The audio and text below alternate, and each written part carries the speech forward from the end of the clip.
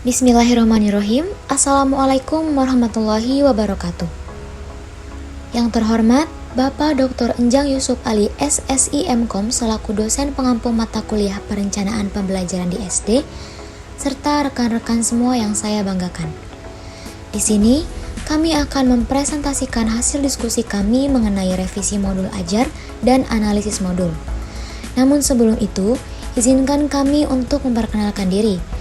Perkenalkan, kami dari kelompok 10 kelas 5 Metrik Seni yang beranggotakan saya, Adinda Nurul Anissa dengan NIM 2200569. Kemudian ada rekan saya, Vivit Fitria Tunisa dengan NIM 2204542. Dan yang terakhir ada Novia Ramadhani dengan NIM 2200379. Baik, untuk mengefektifkan waktu, langsung saja pada pemaparan pertama yang akan dipaparkan oleh rekan saya Novia Ramadhani, kemudian dilanjut oleh Vivit Fitria Tunisa. Kepadanya saya persilahkan. Baik, terima kasih kepada moderator atas kesempatannya. Langsung saja kita bahas. Yang pertama ada pada aspek alokasi waktu. Kekurangan di modul ini yaitu alokasi waktu yang mana dialokasikan selama 2 kali 35 menit, yang mana ini terlalu singkat untuk model problem based learning atau PBL, sehingga proses diskusi dan eksplorasi siswa menjadi kurang mendalam dan siswa mungkin tidak sepenuhnya memahami materi atau terlibat secara opsional. Perbaikannya yaitu dengan meningkatkan durasi pembelajaran menjadi 3 kali 35 menit. Penambahan ini memberikan ruang lebih untuk setiap tahapan pembelajaran, terutama pada kegiatan inti yang sebelumnya terasa terburu-buru. Waktu yang cukup ini memungkinkan guru membantu siswa merefleksikan apa yang telah mereka pelajari, memberikan penguatan, dan menyampaikan materi untuk pertemuan berikutnya. Selanjutnya, pada aspek profil pelajar Pancasila. Profil pelajar Pancasila hanya dicantumkan sebagai daftar poin tanpa penjelasan rinci mengenai implementasinya dalam kegiatan pembelajaran. Profil yang disebutkan adalah beriman, bertakwa kepada Tuhan Yang Maha Esa dan berakhlak mulia, bernalar kritis, dan bergotong royong. Namun, tidak ada keterangan spesifik bagaimana nilai-nilai ini diintegrasikan ke dalam proses pembelajaran. Perbaikannya yaitu profil pelajar Pancasila diuraikan secara rinci dan dihubungkan dengan kegiatan pembelajaran. Misalnya, beriman, bertakwa kepada Tuhan Yang Maha Esa dan berakhlak mulia diterapkan melalui pembiasan siswa untuk berdoa sebelum dan sesudah pembelajaran, serta menghormati teman dengan keyakinan yang berbeda. Nilai ini diperkuat dengan kegiatan refleksi spiritual yang disisipkan secara eksplisit dalam pembelajaran. Selanjutnya, nilai bernalar kritis diimplementasikan dengan mendorong siswa untuk menganalisis penyebab kecelakaan lalu lintas melalui pelanggaran rambu-rambu.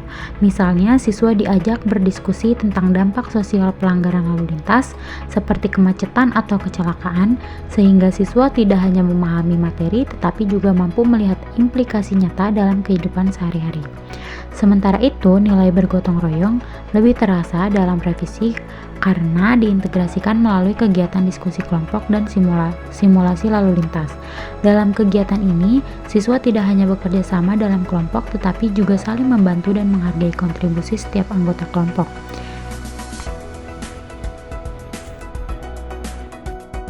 Selanjutnya, kekurangan pada aspek target peserta didik, yaitu tidak ada penjelasan lebih lanjut mengenai strategi atau pendekatan khusus yang dapat membantu siswa dengan kesulitan belajar atau kebutuhan khusus.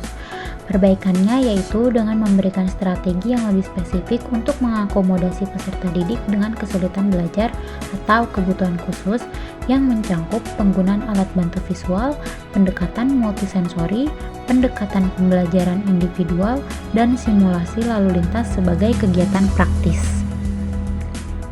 Adapun kekurangan dari aspek tujuan pembelajaran yaitu tujuan pembelajaran cenderung kurang spesifik dan aplikatif.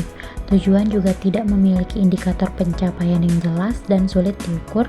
Selain itu, tidak ada kaitan eksplisit dengan aplikasi dunia nyata atau aktivitas yang mendorong siswa untuk berpikir kritis dan kreatif. Adapun perbaikannya yaitu dengan melengkapi setiap tujuan dengan indikator yang konkret seperti siswa mampu melengkapi minimal 80% kalimat rumpang dengan kata atau frasa yang sesuai, siswa mampu menjelaskan fungsi dan aturan penggunaan minimal 3 jenis rambu lalu lintas dengan benar, siswa mampu melakukan simulasi lalu lintas menggunakan rambu yang sesuai untuk menunjukkan pemahaman mereka, dan siswa mampu mengaitkan pengalaman pribadi dengan situasi lalu lintas dalam kehidupan nyata. Selain itu, tujuan pembelajaran juga dibuat lebih aplikatif, yaitu dengan mendorong siswa untuk mengembangkan kemampuan berpikir kritis. Misalnya, siswa tidak hanya diajak untuk mengidentifikasi masalah pada cerita awas, tetapi juga memberikan solusi alternatif untuk mencegah masalah serupa di kehidupan nyata, sehingga mendukung siswa untuk menghubungkan pembelajaran dengan pengalaman sehari-hari.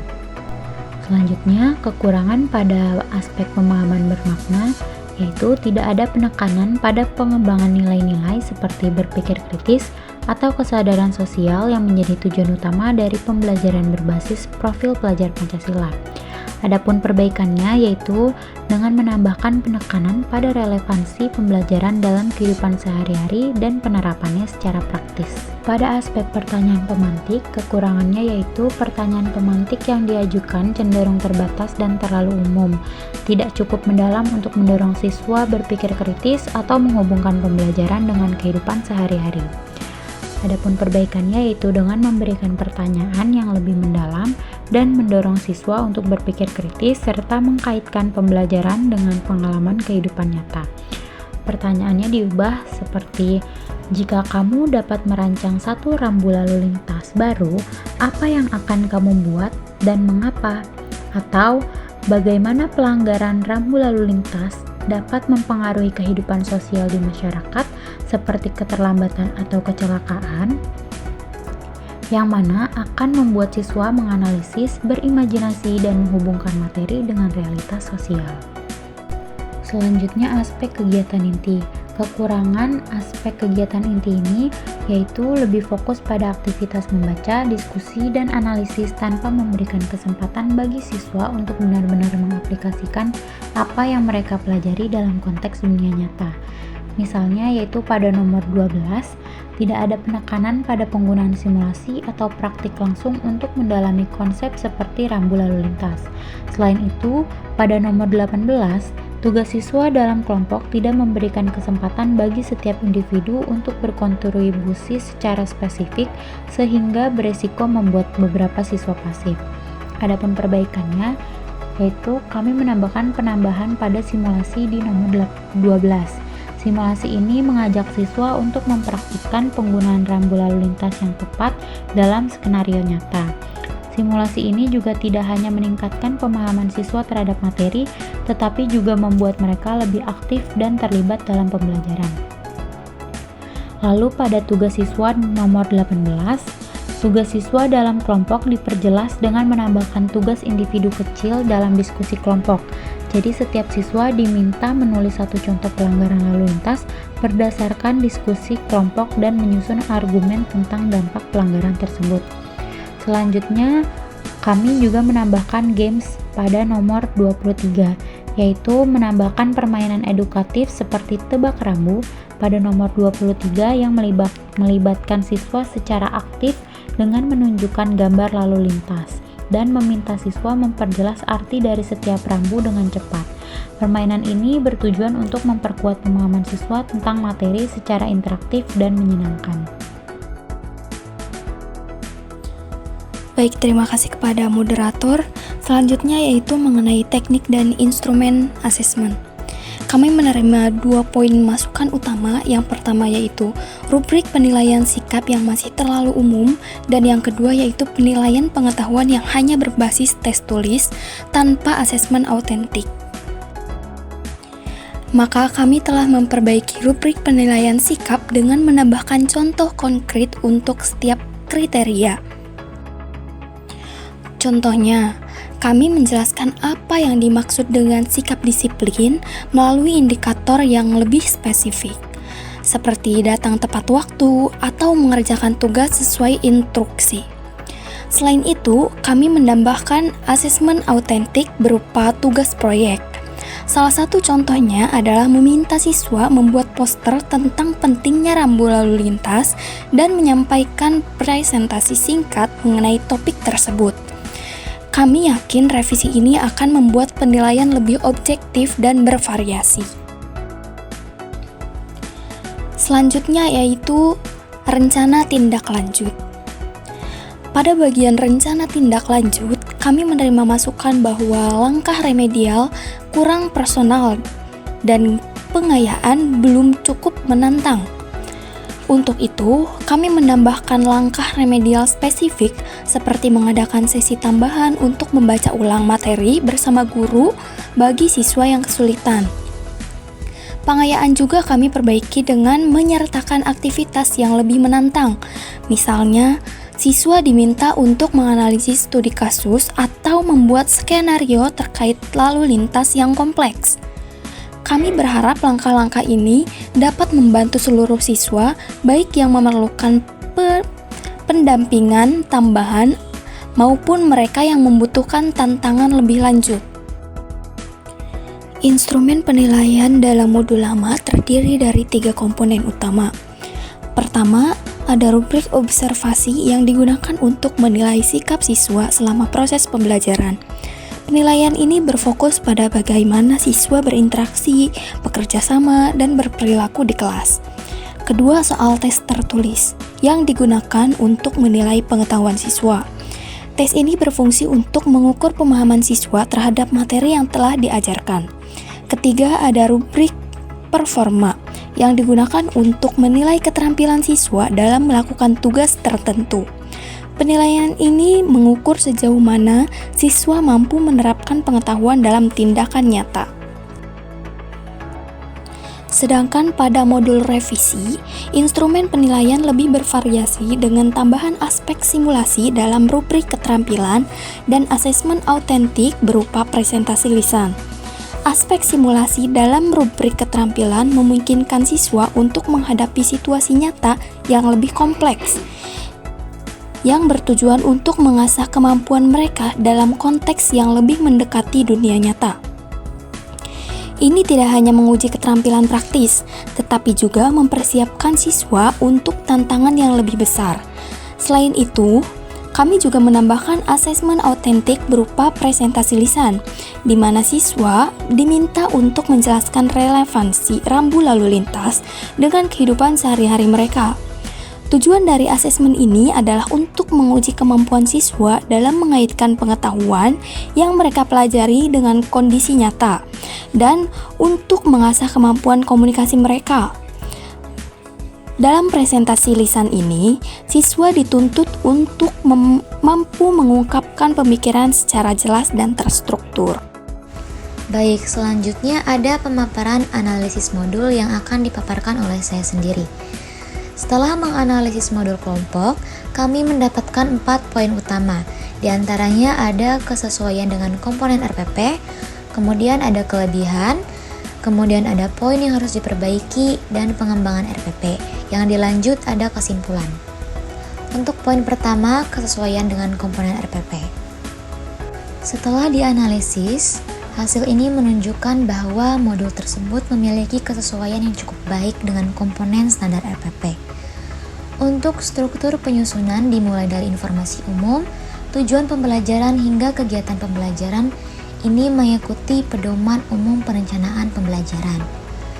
Setiap bagiannya diuraikan dengan rinci, mulai dari kompetensi awal hingga teknik asesmen yang digunakan. Namun, ada beberapa poin yang dapat diperhatikan untuk meningkatkan kualitas modul ini, seperti tidak dijelaskan secara rinci pembagian waktu pada setiap fase pembelajaran dalam kegiatan inti, dan disebutkan pendekatan TPACK, namun kurang dieksplorasi. Misalnya, aplikasi digital seperti simulasi rambu-rambu lalu lintas ataupun kuis interaktif online tidak disebutkan.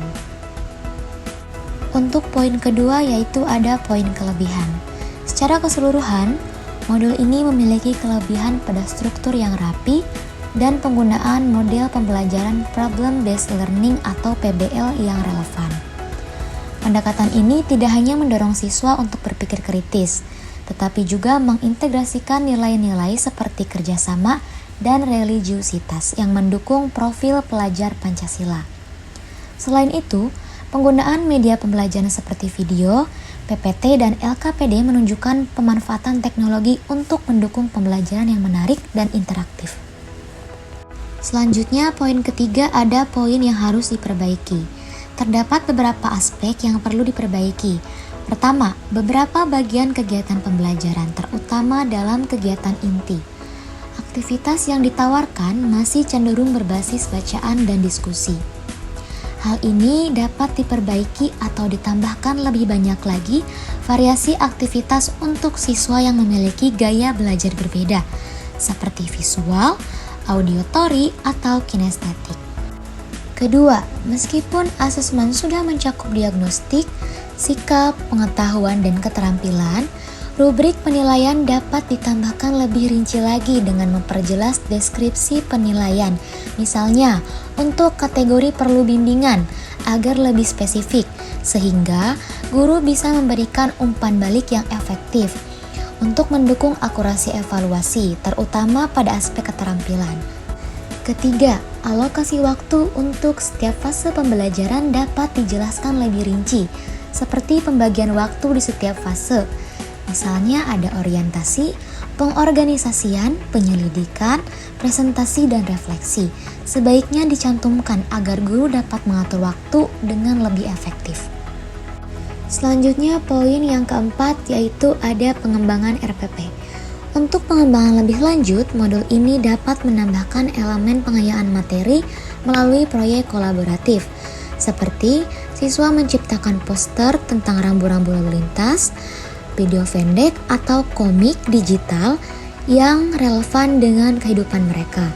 Selain itu, pendekatan TPA-CK yang digunakan dapat lebih dieksplorasi dengan memasukkan aplikasi digital, contohnya yaitu Kahoot atau Quizizz untuk membuat kuis interaktif yang melibatkan siswa dalam memahami rambu lalu lintas.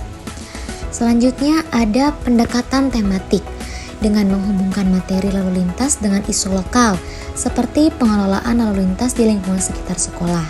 Hal ini akan meningkatkan relevansi dan minat siswa. Dari keempat poin yang telah disampaikan, dapat disimpulkan bahwa modul ini sudah memiliki kualitas dasar yang baik, dengan struktur yang rapi dan pendekatan pembelajaran yang menarik. Namun, perbaikan pada variasi kegiatan, eksplorasi teknologi dalam TPA-CK, dan detail alokasi waktu akan membuat modul ini lebih efektif. Dengan pengembangan yang mengintegrasikan proyek kreatif dan teknologi, modul ini dapat memberikan pengalaman belajar lebih kaya dan bermakna bagi siswa. Baik, sekian yang dapat kelompok kami sampaikan. Kurang lebihnya mohon dimaafkan dan terima kasih kepada rekan-rekan yang sudah menyimak video ini. Semoga bermanfaat untuk kita semua. Saya tutup. Wabillahi taufiq wal hidayah. Wassalamualaikum warahmatullahi wabarakatuh.